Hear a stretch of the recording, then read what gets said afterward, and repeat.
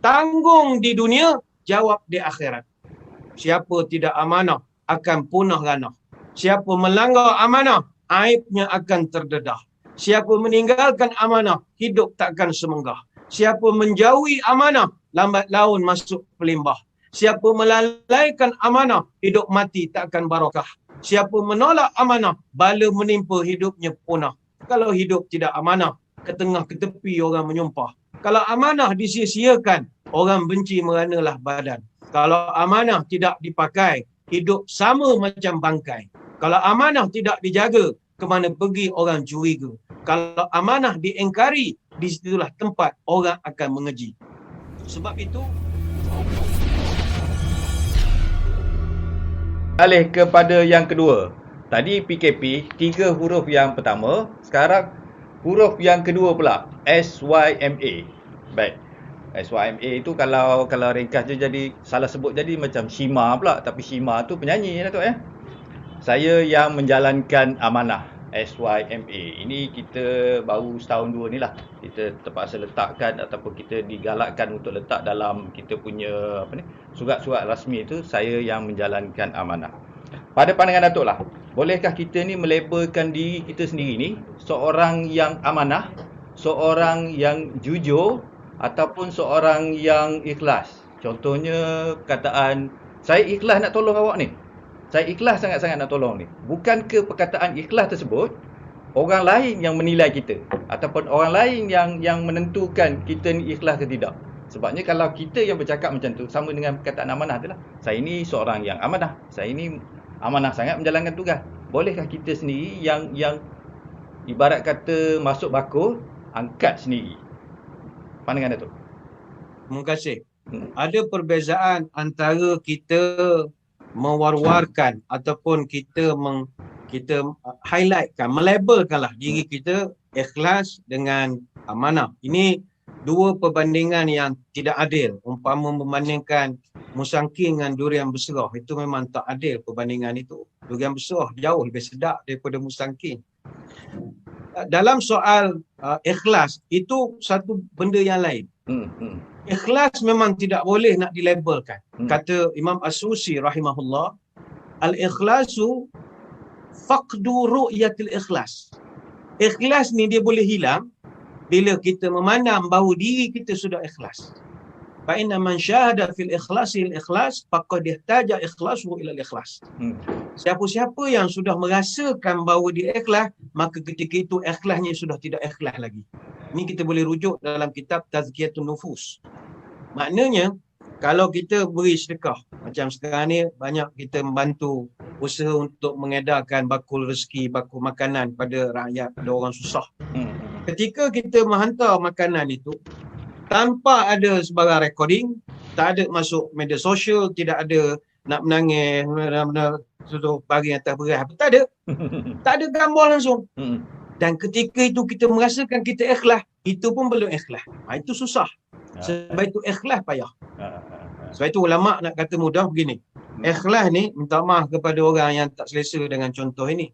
Ikhlas ni kata ulama' macam orang buang air. Masuk ke tandas buang air. Tak kira apa, besar, kecil, sederhana ke. Orang yang buang air, itulah orang paling ikhlas sekali. Apa sebab? Dia tidak ada apa-apa perasaan ketika melepaskan hajatnya itu. Tak adalah rasa ikhlas betul aku buang hajat. Ataupun dia merasa terkenang-kenang benda yang telah diberikan. Ataupun dia ngungkit-ngungkit tu jauh sekali dah mengungkit. Bercerita apatah lagi.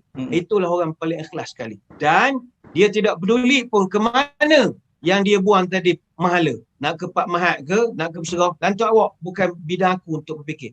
Itu ikhlas yang paling sempurna. Contoh paling mudah lagi, dalam Quran ada satu surah namanya surah Al-Ikhlas. Apakah dia surah Al-Ikhlas? Semua orang hafal surah ini. Tapi tak semua orang perasan pun tajuk ataupun nama surah ini. Apakah surah Al-Ikhlas? Qul huwallahu ahad. Tetapi kalau kita rujuk dalam surah Al-Ikhlas, bolehkah kita bertemu dengan perkataan Al-Ikhlas di dalam surah Al-Ikhlas? Yilek. Dalam surah Al-Ikhlas tidak ada satu pun perkataan ikhlas. Walhal sifat Quran, nama surah dengan konten mesti ngam. Kalau nama surahnya surah At-Tin, dalam ayat mesti ada perkataan tin. Wattini wazaitun mesti ada. Tetapi surah Al-Ikhlas, satu perkataan ikhlas pun tidak wujud. Itu saja sudah menunjukkan bahawa keikhlasan ni tidak boleh nak dilabelkan. Lepas tu yang orang buat envelope kecil, sumbangan ikhlas. Itu untuk nak promosi okeylah. Tetapi nak sampai makam ikhlas memang susah.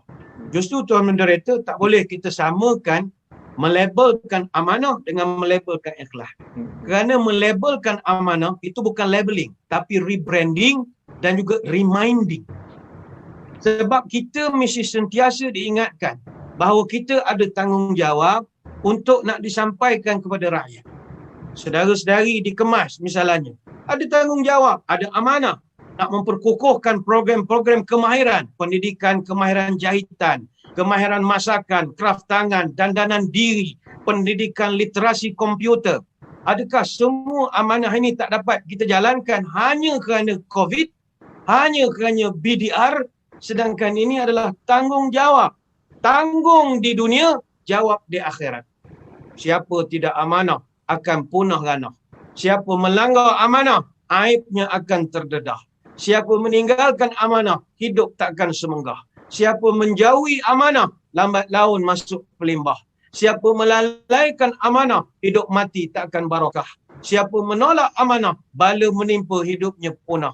Kalau hidup tidak amanah, ke tengah ke tepi orang menyumpah. Kalau amanah disia-siakan, orang benci meranalah badan. Kalau amanah tidak dipakai, hidup sama macam bangkai. Kalau amanah tidak dijaga, ke mana pergi orang curiga. Kalau amanah diingkari, di situlah tempat orang akan mengeji. Sebab itu, kita mewawarkan, melabelkan saya yang menjalankan amanah. Sebab kita nak mengatakan inilah ikrar saya. Bukankah kita dulu musim-musim boleh beratur hari Senin, berkamai menjerit-jerit lagi menyanyi, buat tekok besar-besar lengan. Kita memegang amanah bangsa, kita juga telah berikrar. Mana amanah itu? Maka kita taat setia, korban tenaga, bela bangsa dan juga negara. Kan panjang pula kita nak nguraikan lagu ini. Maka amanah tiada masalah untuk dilabelkan sebagai reminder kepada kita. Sebab dalam dunia ni, saudara-saudari sekalian, ramai orang makan gaji buta. Sebab tak semua orang boleh menjalankan amanah dan tidak semua orang boleh kita berikan kepercayaan. Manusia ni dia ada perangai yang memang dia tak reti pegang amanah. Sebab itu kata Syekh Abdul Muhsin bin Hamid Al-Abbad Al-Badar, dasar utama untuk memilih seorang manusia, sama ada dia nak jadi pegawai atau jadi staf pekerja kita, dia mestilah orang yang kuat dan juga amanah. Kalau tak ada dua ni, jahanam. Allah Ta'ala sendiri dalam Quran menyebutkan, ketika Allah mengkhabarkan tentang kisah Nabi Musa AS, dia menolong dua orang budak perempuan, penduduk Madian. Dia tolong ambil air minuman untuk haiwan ternak kepada budak perempuan dua orang ini adik-beradik. Ketika dia menolong sampai ke rumah, apakah budak perempuan recommend kepada ayahnya untuk ambil Nabi Musa bekerja dengan mereka? Qalat ihdahuma ya abatistajirhu inna khaira man istajartal qawiyul amin. Wahai ayahku, ambillah Nabi Musa ini. Maksud dia tak kenal ni Nabi Musa. Ambillah dia bekerja dengan kita sebab kami dapati dia adalah orang yang kuat, al-qawiyu, al-aminu dan amanah. Surah Al-Qasas ayat 26. Sebab itu kita nak ambil warga Kemas, warga penjawat awam. Nombor satu, cari orang sihat, kuat. Maka semua mesti pergi cocok vaksin belaka. Cocok bagi kuat sihat. Nanti kan nyusuh korang sakit apa, nak memikul hadiah, mangku kerja dia, dia gaji jalan, kita nak mangku hadiah pula. Mana rasa tak sihat, pergi cocok. Pergi cocok. Makanlah benda-benda patut. Mesti qawi. Yang kedua, mesti al-amin. Mesti amanah. Sama juga dalam surah An-Naml ayat 39. Allah mencatatkan ketika jin Ifrit yang nak diperintahkan oleh Nabi Sulaiman memikul istana Balqis, apakah indikator kriteria yang ada pada jin itu? Kata jin ini, ana atika bihi qabla an taquma min maqamika wa inni alaihi laqawiyyun amin. Ampun tuanku, Patik berjanji akan membawa ke hadapan tuanku singgah sana Ratu Balqis. Belum sempat tuanku bangun dari singgah sana, Patik boleh bawa depan tuanku. On the spot, sekelip mata. Apa sebab? Laqawiyyun amin. Patik seorang yang gagah dan amanah. Surah An-Naml ayat 39. Ini pikul Istana Balqis. Nabi Sulaiman duduk di Jerusalem, duduk di Israel sekarang ini. Ratu Balqis dia punya istana itu ada khilaf di kalangan pengkaji sejarah. Ada yang kata Yaman, ada yang kata terletak di kawasan Keraton Ratu Boko di Kabupaten Sleman di Jakarta. Bayangkanlah, yang penting istana Balqis bukan jarak Kuantan Pekan. Beribu kilometer, berbelas ribu kilometer, tapi boleh dibawa kerana qawiyyun amin. Dan ada satu lagi indikator para ulama mengatakan, nak ambil orang bekerja dengan kita ini, mesti selain daripada amanah, gagah, mestilah amanah, cerdik. Mana dia ada amanah, gagah, amanah, cerdik. Buktinya dalam surah Yusuf ayat 55. Allah mengkhabarkan tentang Nabi Yusuf. Tatkala Nabi Yusuf, dia telah menghantar resume kepada Raja Mesir untuk lantik dia jadi pemimpin. Qala ja'alni ala khazainil ard inni hafizun alim. Ampun tuanku, jadikanlah Patik bendahara atau bendahari negara Mesir, menteri kewangan negara Mesir. Dia sendiri bawa resume dia. Dia sendiri recommend diri dia. Tapi apa kriteria yang ada pada Yusuf? Inni hafizun alim. Pertama, saya ini hafiz, orang yang pandai jaga, maknanya amanah. Dan yang kedua, alim, saya ada knowledge. Sebab itu, saudara-saudari sekalian, sebagai penyawat awam, kita mesti ada amanah ini. Tapi yang kita khawatir dan bimbangkan sekarang ini adalah, kerana polisi kita BDR atau work from home, dengan menggunakan alasan COVID, semua pelanggan nak datang mestilah buat appointment, dan bagai-bagai alasan yang kita ciptakan atas sebab penyakit-penyakit ini. Kita khawatir amanah kita kepada rakyat tak dapat ditunaikan, dan ini yang membimbangkan kita. Jadi kalau orang tanya boleh tak kita melabelkan saya menjalankan amanah, ya, biarlah kita ulang lagi dan lagi dan lagi dan lagi dan lagi dan lagi dan lagi sampai kita tak ada lagi, supaya kita selamat daripada jadi kluster makan gaji buta. Wallahualam. Baik.